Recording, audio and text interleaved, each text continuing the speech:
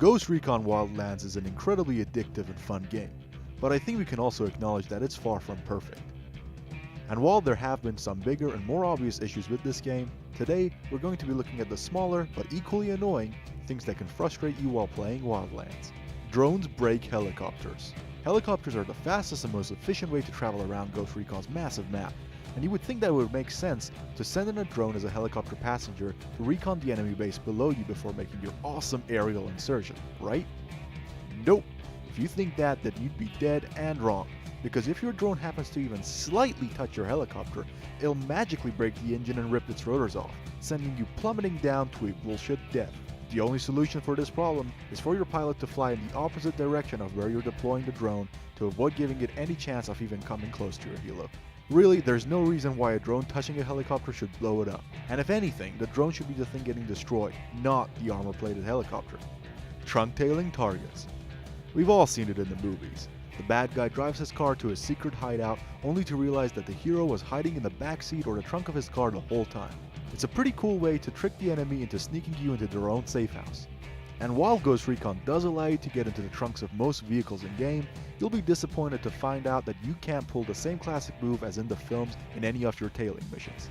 Getting into the trunk of an enemy's vehicle will screw with the game's AI, causing them to simply get another car, even if that means for a cartel lieutenant to ride around in a rebel truck. And if you and your friends get into the trunk of every available car, well, he simply stands around and waits for one of you to get out before proceeding. Sadly, there's no solution for this one, and it's a brilliant opportunity that you can't seize. Bomb-proof targets. I think it's fair to say that nobody plays Wildlands for the driving, and even though it is a big element in the game as it's your main form of transport in most instances, it's not the most refined of the game's mechanics, which can make it rather frustrating when the game decides to force you into a car chase before you can kill your target. Common sense would dictate that if you used, say, a grenade launcher and blew up your target's car with him in it, that not only would you cut the chase short, but you'd also end up killing your target too. Well, not quite. Sadly, all of the main targets in Wildlands are apparently bomb-proof, and they really don't give a shit about being in an exploding car, as they simply get out and continue the chase on foot or in another vehicle. Not only is this annoying, but it also breaks the immersion and any sense of realism in the game. Now, if this immunity was exclusive to capture targets and not kill targets, it would at least make some sense, but sadly, that's not the case. Instant takeoff. If you've ever been spotted trying to steal a supply helicopter in Wildlands, you'll already be familiar with what I'm talking about. It seems as though the enemy pilots have magical abilities that allow for them to instantly take off in their helicopters as soon as they spot you. And when I say instantly, I mean instantly. In most cases, the rotors don't even get a chance to start turning. This is especially infuriating since it takes your character a good few seconds of spin-up time before you can take off in a helicopter. So you'd think that the same would apply to the game's AI and that you'd at least have a few seconds to shoot the enemy pilot before they take off.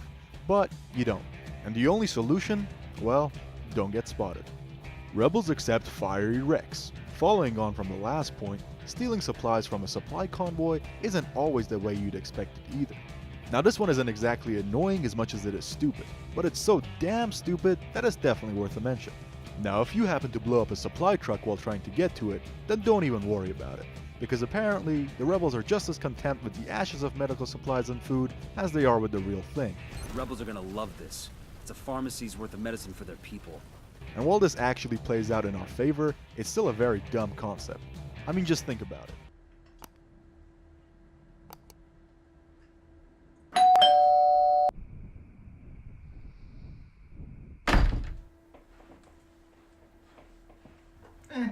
Admittedly, none of these issues are game-breaking, and while they don't detract from the overall experience of playing Wildlands, it definitely would be nice for Ubisoft to patch them up. If you enjoyed this video, make sure to hit like and subscribe for more upcoming content. And don't forget to share this video with your friends so that you can all rant about the small inconveniences we face in game.